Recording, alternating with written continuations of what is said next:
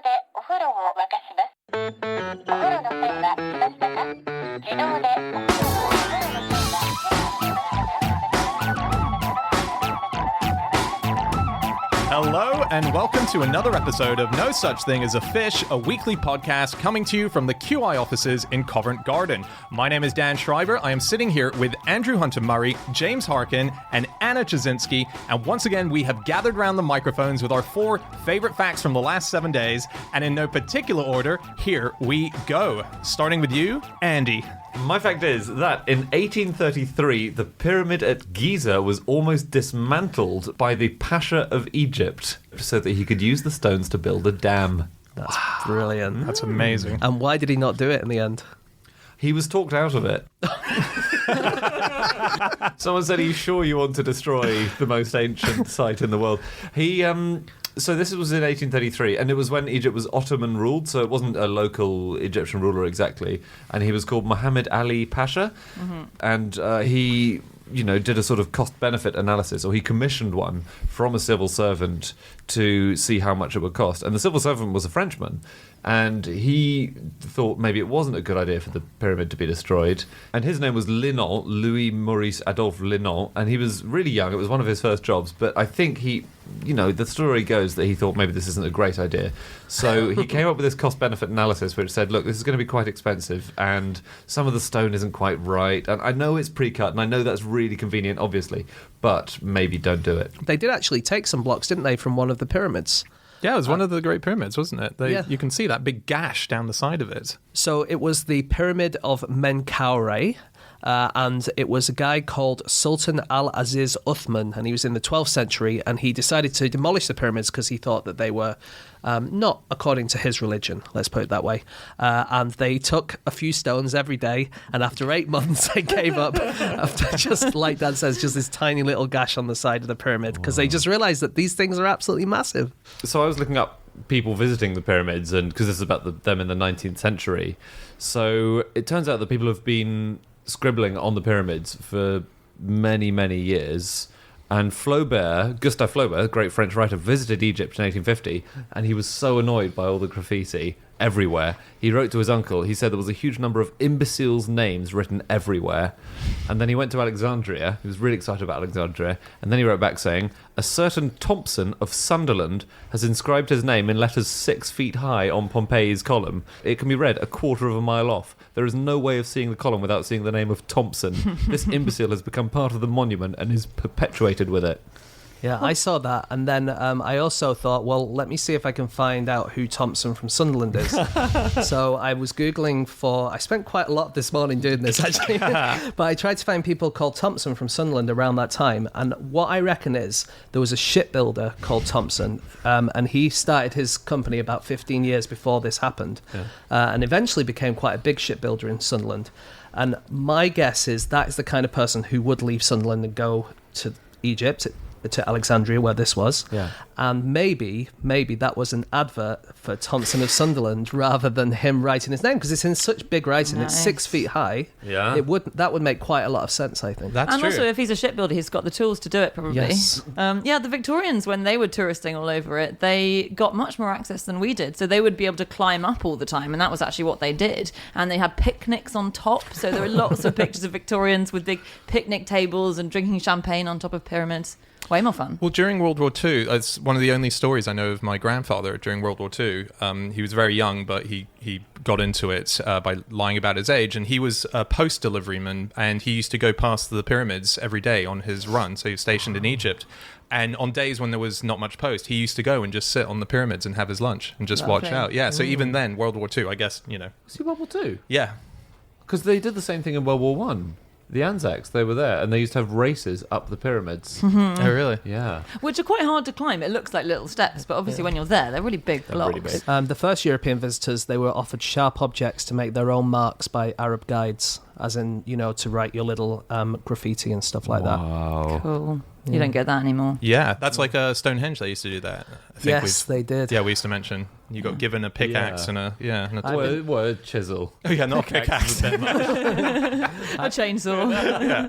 I went to Stonehenge at one of these times where they let you go before all the tourists get there, and if you even look like you're slightly touching one of these stones, they are not happy at all. Wow. They're really, really... And even if you try and...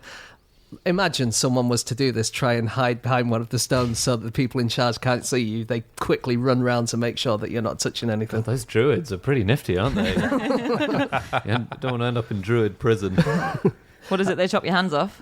Well, I never touched it, Anna, so I wouldn't know, of course. Not. Of course not. A lot of inscriptions on the pyramids are from the Greek-Roman period. There is one which says, "I visited and I did not like anything except the sarcophagus." And then another one says, "I cannot read the hieroglyphs." One star. Yeah, exactly. There's in the article that I read, which was admittedly from the Daily Mail, they said that it was quite similar to TripAdvisor of its day. So. What I find the most amazing thing, actually, about the pyramids is that we don't know what's inside them. Still. So we've gone to outside of the solar system, and yet still in the main pyramid in Giza, we don't even know what's inside it. There was that discovery last year that there's a massive chamber inside it. There's a cavity that's 30 meters long, and it's above what's called the Grand Gallery. So there's like two rooms, chambers where they thought the king and the queen were probably kept, although they were all stolen. So we're not totally sure. And then they've just done this technique where they use these sensors that sense these particles called muons and see what directions they're bouncing off the pyramid in. And there's this massive chamber we don't know about. And I actually think, which is what one Egyptologist said, that's where the bodies are. Because they said that they think, because they put lots of kind of fake things in there anyway, because they really wanted to deter robbers. So they said, oh yeah, this is the king's chamber here. But actually, I bet that's the king where and the queen were aliens there. are. Exactly. And the aliens, well, hanging out with king and queen. Yeah. Of As course. you would. This new chamber that they found, isn't it the case that it's so mysterious that they can't even call it a chamber? They call it the void or something like that. Well, I think they're doing that to pique your curiosity rather than it's so mysterious. They just know it's a big hole. They're not allowed to call it a chamber. It's not a chamber. It doesn't fit the cool. word. When I was going to read Harry Potter and the Chamber of Secrets, I'm like, well, where's the secret? It's a chamber. It should be called the void of secrets. I was go on. No, please. Do you know what mummy wheat is? Mummy wheat? Yeah. No. So we've covered, I think, before the mummy craze, where in the Victorian times people had mummy unwrapping ceremonies and they had brass bands accompanying it, and it was all very exciting and amazing people like Mummy Brown and Mummy whoever, or Mummy Pettigrew. So mummy wheat was wheat that was grown from seeds which had allegedly been found in mummies' bandages. And this was a craze. People got really excited about wheat that was allegedly from 3,000 years ago growing into proper plants. And there were all these articles published about, for example, ancient cobs of corn, because, we've got ancient Egyptian sweet corn growing. And obviously, it was almost certainly not true. You don't want your food ancient most of the time, do you? I can see it's kind of exciting. They'd also, when they're mummifying people, I think, you learn in school that they put a hook up your nose and they take your brains out and stuff. And they also took your eyeballs out, and they often replace them with various things. So they replace your eyeballs with shells or with linen, apparently, or with painted onions. So various of the most famous pharaohs were found with just painted onions instead of eyes. Cool. Quite weird. That is cool. But quite fun. Yeah. Like kind of a snowman or something. Yeah. What vegetable is most like an eye? They didn't have carrots for noses, though, did they? God, we don't know. I haven't checked it out. I was quickly looking into, because this is a famous monument that was almost destroyed if this guy's plan had went forward, and I was looking at other monuments that have almost been destroyed. So the Colosseum, that got hit by lightning in the year 217, which caused huge destruction, and as a result, they just started pillaging the actual Colosseum. So 2/3 of it went, and then something was put in place to say, stop, we're keeping this as is, so we got to keep that. The Washington Monument was almost destroyed even before it was fully made, when all the materials were being donated. The Pope donated a beautiful rock to go to it, but there was a group in America. He's got so much stuff. Generous man. Very humble, though. Humble. I'm sorry, I'm so humble. I can only give you this nice rock. Yeah, it was Pope Pius IX that he gave a rock. I'm so pious. And it was a party that were known as the Know Nothings, and the Know Nothings tried to prevent it. So so what they did was they stole the rock that the Pope gave, and they dumped it into the Potomac River, and then eventually further down the line, the Know Nothings became the actual company that were building it and bankrupt them, so that they weren't able to do it, and eventually they weren't able to stop it. Can I just ask, is this amazing rock that the Pope gave Yeah. still in the river? I think they got it out. I think they eventually found it. Yeah, because you're not going to leave a Pope's rock in a river, are you? I think some people within it admitted to where it was and where How they'd did thrown they it. know after all Oh, that it's time that in one. the river? Yeah. There's all these normal rocks around, and then one so beautiful. It's wearing the hat, I think, probably.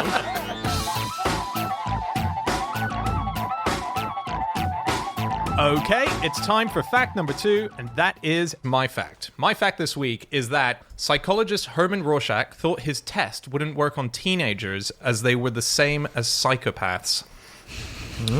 Yeah, so this is the man who invented the Rorschach ink blot. If you can think of any time you've been shown some weird ink blots, that's the man who created As we all them. have at some stage in our lives, Yeah, right? when we've had our psychological testing, we've all done that, right? Yeah.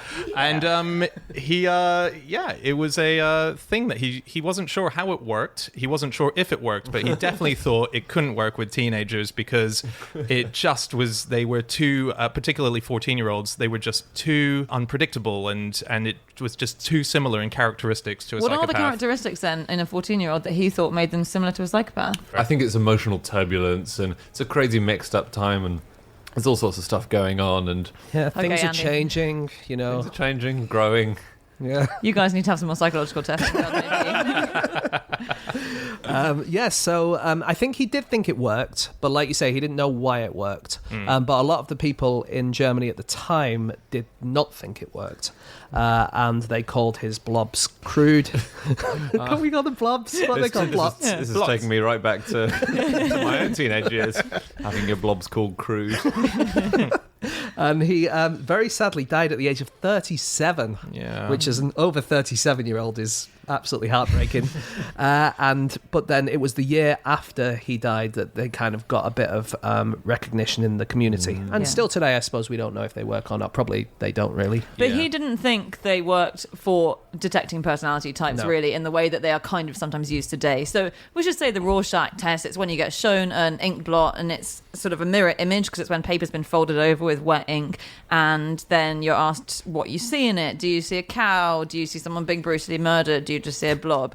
And he I see a invented this. beautiful, beautiful stone at the bottom of a river. All right, Pope, get out. We've got more patients to see. If that was one of the results. This person is the Pope. 2 options. Imagine whenever Pope or you not had to Pope. get a new pope, that's what they did. They got this Rorschach test and just waited for someone to say that. Christ, pointy hat, wafer. He's the Pope. But yeah, he didn't think that it determined whether you were the Pope or whether you were a smart person or a horrible person, whatever. He just thought it could diagnose schizophrenia. So he was a psychiatrist, and he just noticed he'd been really into these things as a kid, and he noticed that schizophrenics had different responses to them than normal people. So he just thought, you could spot a schizophrenic. Yeah, he was so into them, by the way, that as a child, when he was at school, his nickname was Inkblot. Not that actually as a word, it was Kleck, but that was, yeah. So it was a children's game originally. It was called Klexography, and he got nicknamed Kleck. And you did exactly the same thing. You poured ink on a bit of paper, you folded it, and then you saw what images you could make. It was like looking at clouds or something like this. Yeah. This I didn't really get this. So it's not about whether you see, as Anna says, a murderer or a flower in the image. He was really interested in what kind of things people saw. So he said there were 3 categories, which were form, movement, and colour. So form is whether you see a donkey or a bear or a knife or whatever. And then movement is whether you see, a donkey offering a man a sandwich or something, or whatever. A dancing woman. Yeah, a dancing woman is better than a donkey offering a man a sandwich. But his main interest in all of this was whether the answer was good or poor. So he thought, right, I think these look like particular things, and if you see something which is broadly moth-like and you say a moth, or one of another, reasonably appropriate answer, then you're probably fine. And if not, then that's maybe problematic. That's a problematic indicator for your personality. Yeah. You buggered. And we should also say that it's not a case of putting ink on a bit of paper and then folding it over. The blots are actually quite specific, aren't they? Yeah. So they have to look blottish, because if they look deliberately crafted, then people might think, well, there's a specific answer that I need to go for. Right. But also, he didn't want brush strokes, so it looked like someone had painted it. So they're quite specific. Yeah, and what's amazing, this was 1921 that he created them, so they really kicked off in 37, but they're still used to this day. And it's the exact same 10 ink blots that he created in 1921. So even though maybe people are thinking, oh, we can advance this as an idea, they still have not gone any further than the 10 he created. Yeah, so if anyone shows you them, don't say, for instance, television, because there was no televisions then. Don't say iPhones, because there were no iPhones. You have to think, I need to go for something that was around in the 1920s. So like the end of the war. Yeah. The Wall Street crash. You might just say... So if Prohibition. If you see an iPhone or a television, they'll say, this man is insane. Or prophetic. Yeah. Have you guys done it? I've done the first few. Yeah, but we've You done it. didn't have the patience to do the full 10. Well, actually, I wanted to save myself in case I need to be tested in future with a Rorschach test, because they got really funny about people... So they were published in a book in the 70s, and a lot of doctors who believed in them and used them said, this is going to completely screw up our results, because it came with answers of what to say and what not to say. Yeah. Yeah, I If did you it really- today. Did anyone else do it today? We did Yeah. it over Christmas dinner last year. Oh, did you? Yeah. Did it give you a And I got percentage? taken away by a guy in white clothes. I can't remember, actually. But it was just like, it's these days, a lot of people use it as like a parlour game, don't they? Yeah. I don't know, maybe up in your household, we just get pissed on Christmas Day and eat pudding. Sure. But I'll do the Rorschach test this Christmas. Yeah. Maybe it's more fun. Well, I did it today, and it gives you a sickness percentage at the end of how sick it thinks you are. You did the BuzzFeed version. Yeah, didn't you didn't do the proper one. you won't believe blob number 7. But no, I got 66%, which it says is a little worrisome. Well, do you know how many out of the 10 were worrisome? Because there's a very specific way that you're supposed to do it. Yeah. So the proper test is there are 10 things, and if you get more than 4 images classified as worrisome, then you might be verging on schizophrenic, and then less than 4 is fine, and the average is 2. So if you look at the graph, so it might be that if you got 66%, you saw 3 images that were worrisome, but that puts you right in normal. Right. So you don't know how many you got out of 10. No, it was. It wasn't BuzzFeed. It was something not as classy as that. It didn't really have any kind of. But you have a lot of viruses on your computer. Yeah. They tried it on computers, on robots, didn't they, quite recently? They gave a load of ink blots to robots. Robot 1 saw one and said it was a mask. Robot 2 saw one and said it was a pin. Robot 3 said it meant isolated. And Robot 4 said, this is the Rorschach test. Wait a minute. Imagine if you went into the psychologist's office and said, what do you see here? I see the Rorschach test. I just say that for every single answer. Poor old Robot 3. No one's worrying about him, though. Sounds like he needs some help. Yeah. Good point. So I looked at some other psychological tests from the 20th century. Okay. And some of them are pretty weird. So there's the Rosenzweig Picture Frustration Study from 1978. And this is really fun. So it gives you lots of cartoon images. And it's people who are in frustrating situations. All men, by the way. People in frustrating situations. All men.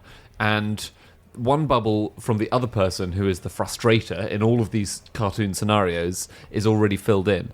And you have to fill in your response as the man who is being frustrated. Okay? So would it be like someone whose car is being given a ticket by a traffic warden or something like Exactly, yeah. So there's an example of someone on a train and a woman is saying to him, here's the newspaper I borrowed, I'm sorry the baby tore it. Oh. So these are, I think, relatively minor frustrations in And life. if you punch the baby, then Yeah. you're Well, fine. you have to fill in the cartoon bubble. So that? I'm about to punch that baby. Is that what you say? yeah, that would be a mark of concern. I mean, what page of the newspaper was it? It can't, as long as it wasn't the crossword, that would be pretty bad. Okay, so you would write, was it the crossword page you taught? If it is, I'm going to punch the baby. Yeah. Or the sports pages. Or actually the TV review. I wanted to read that. Yeah. So there was that one, which sounds pretty good. There was the 1942 Make a Picture Story test. This is really fun. So it gives you 67 little people on paper who are cut Okay. out. And there are all sorts of different people, and there are humans, and there are ghosts. There's a superhero. There's a one-legged man. There's a cocker spaniel. There's a policeman. There's Santa Claus.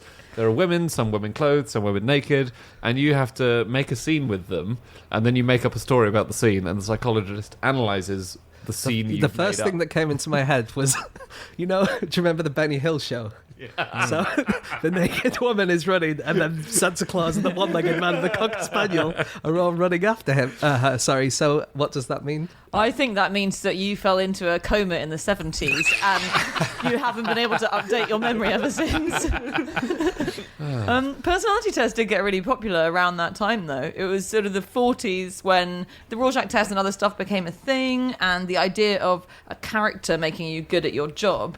And so in the 50s, people would often get tested on their personalities when they were applying for jobs. But they were looking for different stuff in the 50s. It was that era where everyone was quite grey, and the traits that people wanted as employers were things like being really hardworking and diligent, very loyal, very conformist. And in fact, in the early 50s, the Navy put out a handbook with the proper way to deal with a dissenting colleague if you're in an office or a conference or whatever. And this is what it said. So if a colleague dissents or disagrees, fail to hear his objections, or if you must hear them, misunderstand them. The aim is to make him feel like he belongs. It just seems a bizarre way to achieve that. And then it says, if he persists, ask him to clarify his position, and then ask him to clarify his clarification, etc., until our lad is so hot and bothered that he's worked himself into the role of conference comedian. So basically, ignore, humiliate. Is that the British Navy? Yeah, it was the Navy. This is the best way to deal with colleagues. Actually, ignore, humiliate does seem like your role on this podcast to the rest of us. It's the only book I've ever read is this handbook.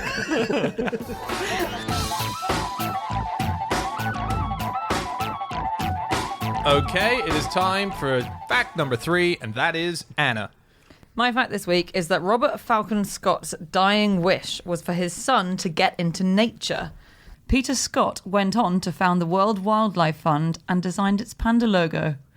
Very, very cool. How nice is that? So this was when Scott was in the South Pole. He was stuck in his tent. He was 100% sure he was about to die, so he thought he'd write a few letters, as you do. And his last letter was to his wife. So it's 1912, he's cold in a tent, he's managing somehow to get his hand around a pen, and he says to his wife, make sure when you're raising our son, make the boy interested in nature. And that boy was Peter Scott. And yeah, he founded the WWF. Very exciting, this fact, isn't it? Because two sort of seminal things, polar exploration and conserving animals, are connected, and I had no idea through one generation. Yeah. Well, 2 generations. So Robert Falcon Scott, we should say, he made it, didn't he, to the South Pole with his team, but they weren't the first there. They were beaten by the Norwegians, and then on the way back they were close to a depot, but they were only about 10 miles away, and then he died, and he wrote all these letters in the tent just as they were dying. Yes, and the letter says, make the boy interested in natural history if you can. It is better than games. Although he was quite good at games in the end, because he won a bronze medal at the 1936 Berlin Olympics in the Oh Jolly dinghy class of sailing. So he was a dinghy sailor. That was one of the big hitters, wasn't it? Yeah. In the Olympics. Well, he's the reigning bronze medalist, isn't he? Because they never did it again. It was the one and only time the O'Dinghy got an outing at the Olympics. So that's a cool record. Yeah. He's an amazing character, Peter Scott. Never properly heard of him before, but someone who's at one point, I think, in the UK was a household name. A lot of older listeners might actually go, yeah, of course we know who he is. He was on a lot of natural history TV for the BBC. In fact, back in the day, he was on the very first colour TV programme from the Natural History Department, and that was in 1968. It was called The Private Life of the Kingfisher, and he narrated it. Oh, I see. Because kingfishers are quite colourful, because you wouldn't go for the private life of the zebra or something like that, would you? They've deliberately chosen an animal which is quite colourful. Yes. Well, just on that point, it is said, I got told this by my friend Simon Watt, mentioned it years and years ago on this podcast, but supposedly one of the reasons for picking the panda as the logo for WWF was the fact that it was black and white. So printing costs, when they were printing out with headers, would be cheaper. That's clever. Right. They could have just picked something really, really small, like a microbe, and then it would just be a printing just one dot. That'd be cheaper, right? Yeah, that's true. It would. It's a bit less evocative, isn't it? Yeah. Saves the dot. Yeah. It's important, though. One other thing he did, he gave the Loch Ness Monster a name, a proper scientific name. He called it Neciteras rhombopteryx. Allegedly so it could be registered as endangered, which I guess it is. Now, if I'd said he'd given him a proper scientific name, you would have jumped down my throat there and said, it's not real. I know what you mean. I think it was a joke, was it, or not? I don't know if he was joking or not. Well, there was that whole thing about the name that he did give it. Yeah. So it was an ancient Greek name for the monster of the ness with the diamond-shaped fin, and that came out as... Mesigerus rhombopteryx. Yes. Yeah.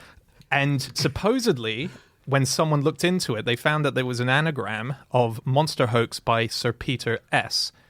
Oh, well, in that case, it probably was a joke.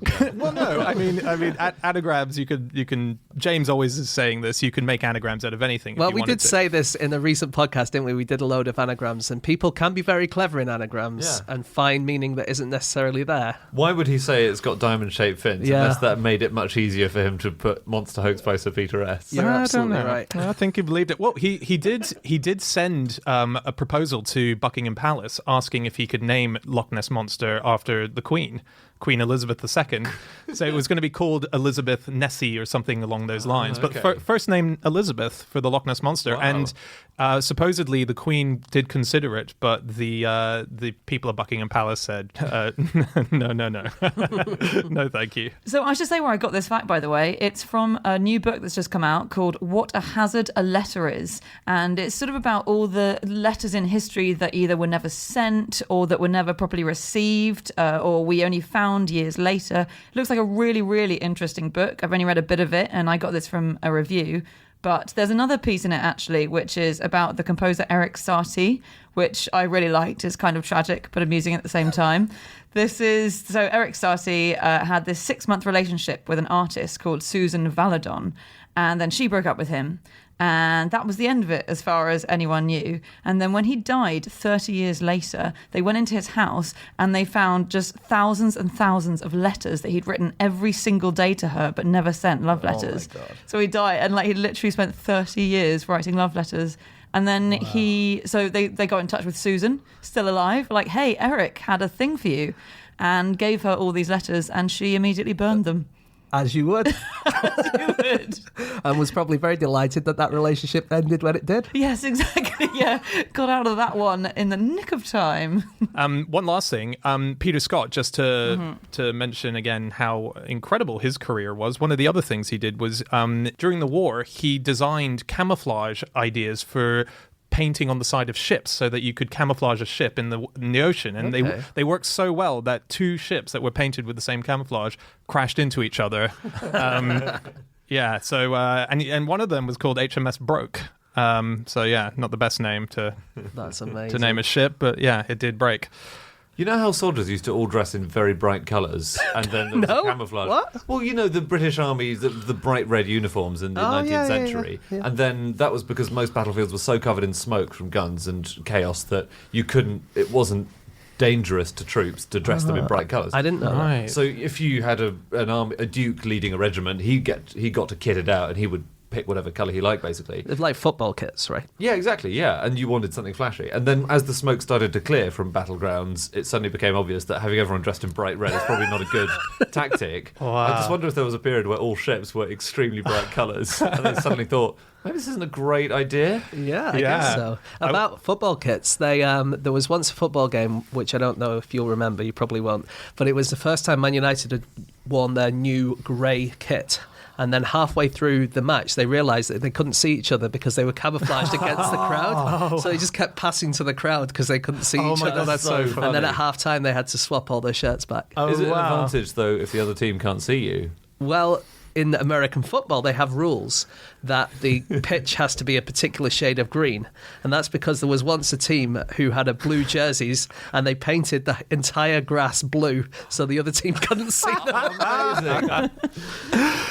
I love that idea that if in war you have a home and away kit, and you know you're losing against the invading army when they suddenly change their kit to home.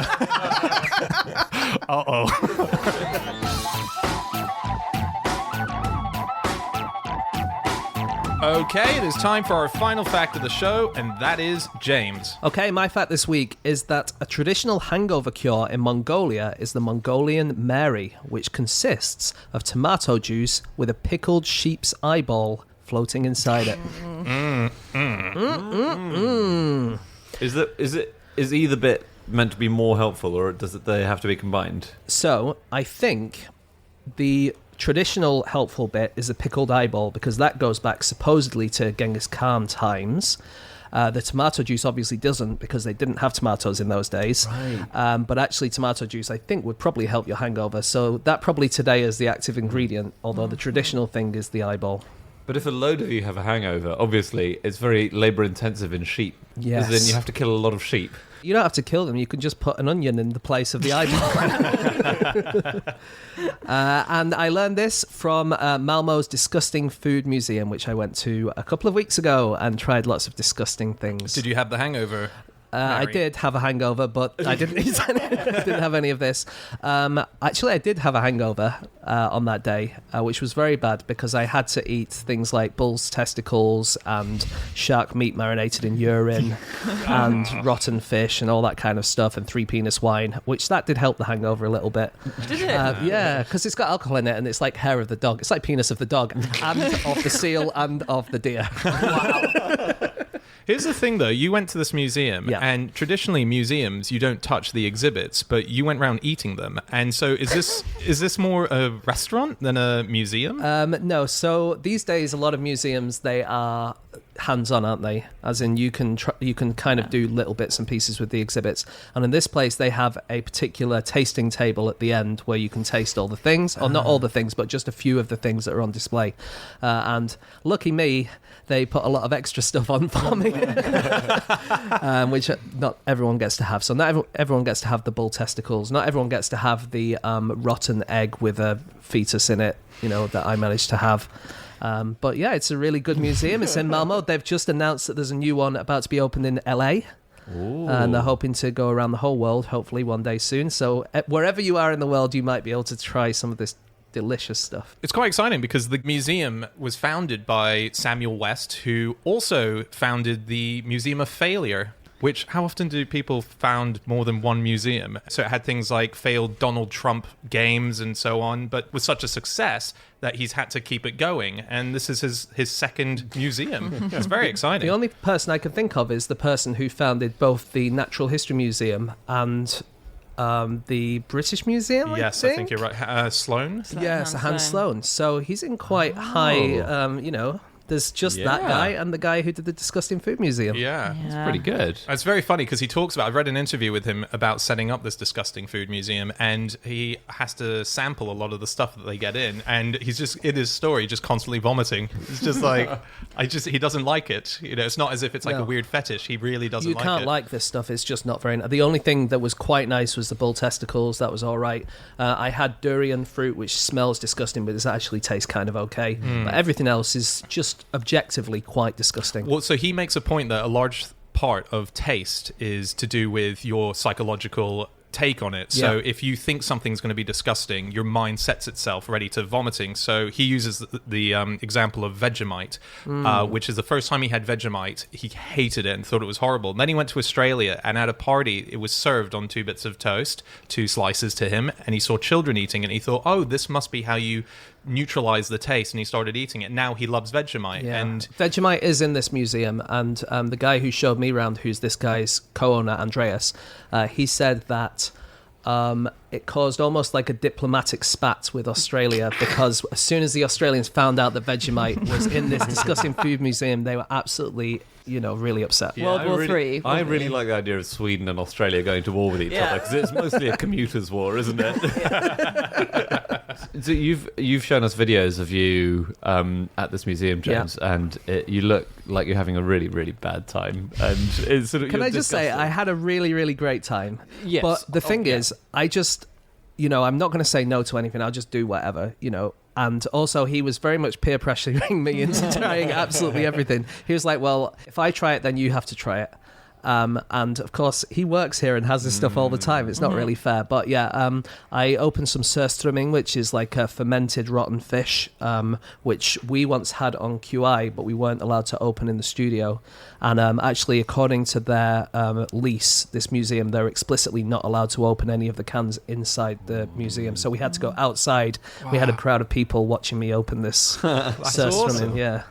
And then you did have to recoil from it, didn't you? Was that the one where you had to recoil? It's unbelievably bad. disgusting. Yeah, Got it. it just smells of everything rotten that you can think of, like, you know, bin juice and rotten fish and, you know, vomit and everything you can think of. It just smells and tastes a bit like that. Great. And all the tickets to the museum are printed on a sick bag. And in the first 3 weeks of opening, they had 11 cases of visitors vomiting after trying the exhibits. Only 11, which is That's not an bad. achievement, isn't Yeah. it? They Yeah. must be looking for vomits. They are, and they said if it's just like a retch, it doesn't count, or if it's spitting out, it doesn't count. It has to be an actual vomit from the stomach for them to count it. And Nice. To get the tally up. So they have one of those boards, like blah, days since last vomiting. Penis is quite common, though, as a hangover cure, isn't it? When Is it? You sort of read about the traditional hangover cures. So it's often... It's often dried and shriveled. I think a Sicilian traditional hangover cure is bull's penis, actually. So you also have to be a dried bull's penis. But in Bolivia, it's also a famous thing. Bull penis soup, bull pizzle soup is a thing that people say they have with hangovers quite a lot. they actually had a bull penis at this museum, but I couldn't taste it. But it was like a hands-on exhibit, so you're allowed to touch the bull's penis. Were you impressed? Did you congratulate the bull? The bull sadly never made it. Wow, I've been looking up other disgusting hangover cures. Oh, yeah. Oh yeah. So Pliny the Elder, Oh yeah. our old buddy, he recommends various things. So he mostly recommends things to stop you from getting drunk in the first place. For example, roasted wild boar lungs will do. Or, if you don't have a wild boar, if you have the ashes of a swallow's beak and mix it with myrrh and put that in your wine, that stops you getting drunk in the first place. Okay. Pretty good. But does ruin the wine, doesn't it? A little bit, yeah. The gladiators used to eat ash for energy. On ITV. No, it was like they used to take it out of the hearth and then they would mix it with presumably wine, I guess. Yeah. And then that would supposedly help them after a hard day's gladiatoring. That's all. Get home after a hard day's gladiatoring. Darling, what have you cooked me for supper? I'm exhausted. Here's some ash. With some wine, Anna. Oh, no, that's absolutely fine. So John of Gadsden in the 14th century had advice for if you drunk too much. He said that if you're a man, then you should wash your testicles with salt and vinegar. And if you're a woman, you should wash your breasts with salt and vinegar. And Was he a salt and vinegar salesman? he worked in the local chippy. He'd over-ordered. And he said you can also eat the leaf or stalk of a cabbage with some sugar, which does sound like the better option. He should have put it first. So these days, I guess you could just put your testicles in a bag of salt and vinegar crisps, and that'll have the same effect. Absolutely. Yeah, but don't do it in Tesco's. Duck embryo is another thing that's eaten. So this is balu. Yep, so I had that balut. Did you? Yeah. Balut is how you say it. Yeah, Okay. or balut. Yeah, Yeah. I had How that was in the that? museum. To be honest, I kind of chickened out a little bit. Ducked out, you mean? Ducked out. I did duck out, Yeah. yeah. And when they weren't looking, I only took a bit of the egg part of the balut and didn't have any of the embryo part because I thought that was a bit beyond the pale. You cheater. Oh, No. you found your line though. Well, to be honest, if anyone was watching, I probably would have done it. Because I am extremely bad with peer pressure. But yeah, I did taste it. It just tasted like... I've had 100-year egg before, and it tastes a bit like that. So it's slightly rotten eggs it tastes like, yeah. Okay, slightly rotten. You would have thought after 100 years that rot had really penetrated. Yeah, it tastes like sulfurous eggs, like, Yeah. You know. Sulfur. Farts. Yeah. Eggy. Farts, yeah. Eggy eggs. What were you saying? Was there anything else about balut or... No, that was a hangover cure that apparently works. So it's stuck embryo, isn't it? And Yeah. it's boiled alive, and then you eat it in the shell. You eat But it in the it's shell. not shelly, presumably at embryo stage. And you eat with the beak. Can you tell the beak's there? You Is can it tell it's crunchy? there, but it's not crunchy, I don't think. And there was a Filipino lady who works at this place, and she absolutely loves it. She's like, my whole family eats this. This is not weird. I don't understand why people think this is The weird. Philippines are declaring war on Sweden immediately.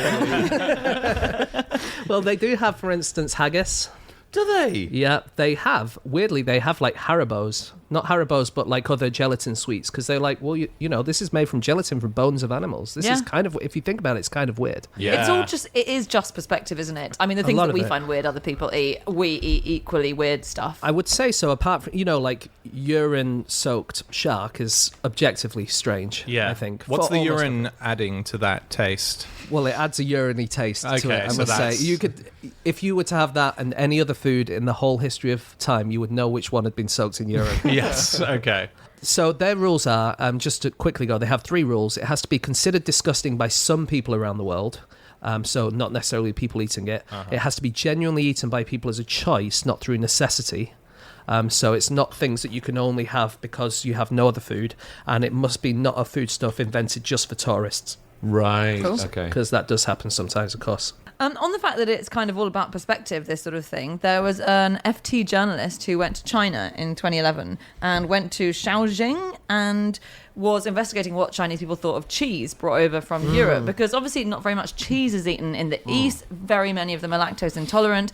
A lot drink milk now a bit, but cheese not really a thing. So brought over a whole bunch of cheeses, and they find that disgusting, or these people who worked in a restaurant found it kind of gross, the idea, and then ate the cheeses, and it was a lot of blue cheeses, very strong blue, which interestingly they thought was fine, so they thought that's okay, and they said it was quite similar to a sort of rotting bean curd dish that they served. I've had that as well, rotten bean curd, and it does taste quite cheesy. Does it? Yeah, they said it was a similar taste. So weirdly, the only one that they all said that's absolutely disgusting is an animal stench that haunts your nose. Baby Bell. Is it Primula? What a callback. Wow. Yeah, the multi-podcast callback. That's one of the best. It's not, it's brie, which is very interesting to us. It obviously is quite mild brie, but to them it's just something they're not used to. They find it disgusting. I remember reading somewhere, and I don't know where it was, so I think this is true, but the idea was when Europeans first went to Japan especially, that was the one overarching thing about it was that we smelled of milk and cheese and stuff like that. Is that right? Yeah. They say that in China as well. Like all the time, they'd be like, "Oh, Milky Boy's here." It's a smell that emanates off a white person. So in China, the Milky Bar kid is not a good thing. No, it's fine. It's just you can smell it. It's just it's a smell they all identify. Do you guys know there's an iron brew sausage? And James has choked on his. I just choked on my drink because I'm so excited. An iron brew sausage. So basically, this was invented a few years ago by a guy who said, what a great hangover cure this would be. By a genius. Invented. Hang on, we have had a debate in the podcast. No, Andy. Whether combining 2 existing things counts as inventing a new one. I will accept a lot of things in this podcast, but for you to say that an iron brew sausage is not an invention that we're all calling out for. Okay, sure. All right. It's pretty simple, actually, but still an invention. You replace all the water in the sausage-making process with iron brew. And he says it's a brilliant hangover cure. One guy said he felt like he'd gone to heaven after tasting it, according to the inventor of the iron brew sausage. And I really want to try one. Wow. I do as well. If you're people who make iron brew sausages, do get in touch. We'll advertise free. Hang on. Is it all the water involved in the process? As in, has it grown the crops that feed the cow? Has the cow been drinking iron brew from a trough? It has to have rained iron brew. Has the farmer had all the water in his body replaced with iron brew? Yeah, he's Scottish.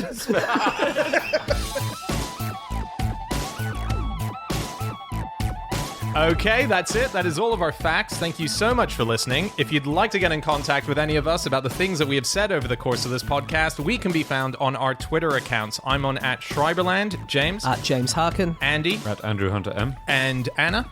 You can email podcast@qi.com. Yep, or you can go to our group account @NoSuchThing or our website, nossuchthingasafish.com. There's a very exciting new banner on there showing you the link to our 2019 tour. There's lots of tickets going. We'd love to see you guys there. You can also buy our new book of the year 2018, and you can also find all of our previous episodes. Okay, that's it. We'll be back again next week with another episode. We'll see you then. Goodbye.